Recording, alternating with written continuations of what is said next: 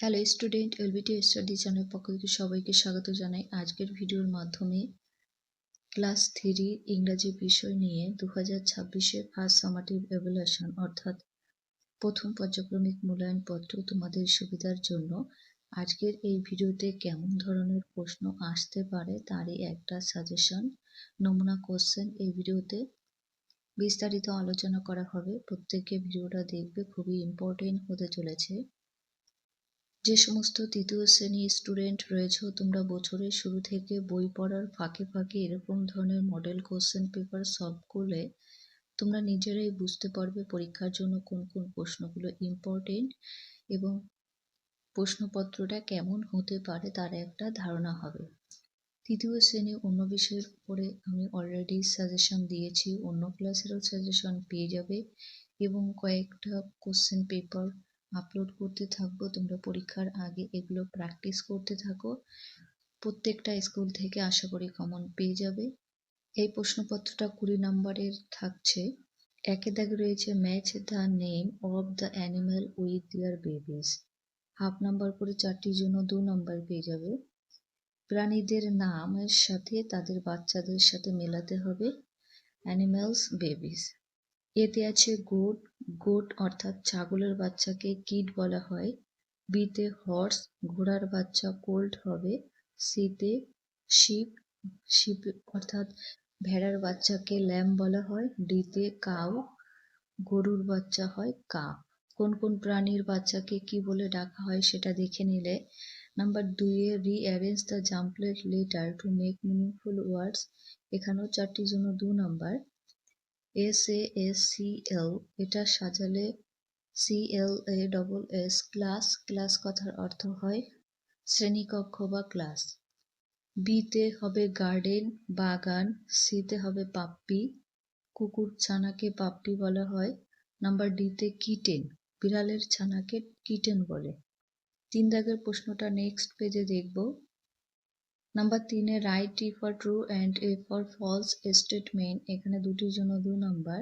3 এতে রয়েছে the sheep likes to drink milk, অর্থাৎ ভেড়া দুধ পান করতে পছন্দ করে, এটা সম্পূর্ণ ভুল হবে। ভেড়া কখনো দুধ পান করে না, এফ লিখবে।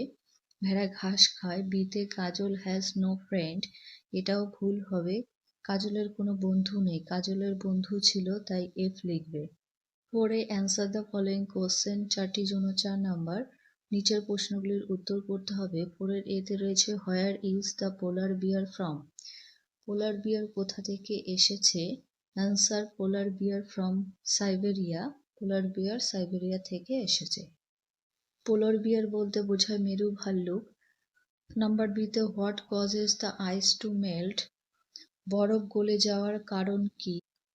The causes of the ice to melt is global warming, বরফ গলে যাওয়ার কারণ হলো বিশ্ব উষ্ণায়ন।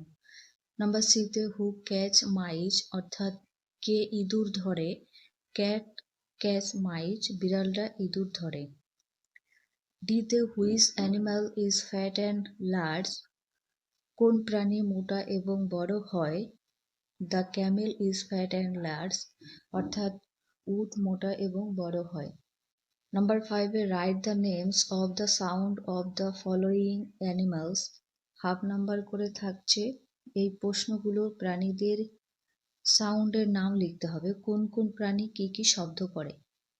5 এর এতে আছে টাইগার, বাঘ কিভাবে শব্দ করে, রোর গর্জন করে। বিতে এলিফ্যান্ট, হাতি ট্রাম্পেট, ট্রাম্পেট করে শব্দ করে। সিতে জেব্রা, ব্রেস হবে। আর ডিতে আছে পোলার বিয়ার, গ্রাউলস, মেরু ভাল্লুক গ্রাউলস করে আওয়াজ করে। 6 A write the English meaning of the following words, যে শব্দটা রয়েছে তার ইংলিশ মিনিং লিখতে হবে। 6 এর এতে উইলি, উইলি কথার ইংলিশ হবে কানিং। নাম্বার বিতে সাডেনলি অ্যাটাক। সিতে হ্যান্ডফুল, এটার ইংলিশ হবে আফিউ। কন্ডাক্টেড, এটা হবে লেড বা guided. 7 A do as directed, এখানে 4টির জন্য 4 নাম্বার। এতে আছে আর লিজার্ড হ্যাভ না হ্যাজ আ টেল, এখানে হ্যাজ হবে। টিকটিকির লেজ আছে। নাম্বার বি তে change the gender of the word, লায়নের ইয়াটা জেন্ডার করতে হবে। নাম্বার সি তে আই ওয়েটেড ফর, এ আছে এন আছে, দ্য আওয়ার। কি করতে হবে? Use the correct article to fill in the blanks, শূন্যস্থানটা পূরণ করতে হবে আর্টিকেল দিয়ে। এখানে উত্তরটা হবে এন। অর্থাৎ আমি 1 ঘন্টা অপেক্ষা করেছি। ডিতে write the polar form of baby, এই বেবি শব্দটার প্লুরাল অর্থাৎ একবচন থেকে বহুবচনে করতে হবে। বেবি প্লুরাল হবে বেবিস। এই ছিল তৃতীয় শ্রেণী ইংরেজি বিষয়ের নমুনা প্রশ্নপত্র। আজকে এখানে ভিডিও শেষ করছি। ভালো লাগলে লাইক করো, বন্ধুদের কাছে ভিডিওটা অবশ্যই শেয়ার করতে ভুলো না। পরবর্তী ভিডিওতে নেক্সট কোনো বিষয় নিয়ে আলোচনা করা হবে।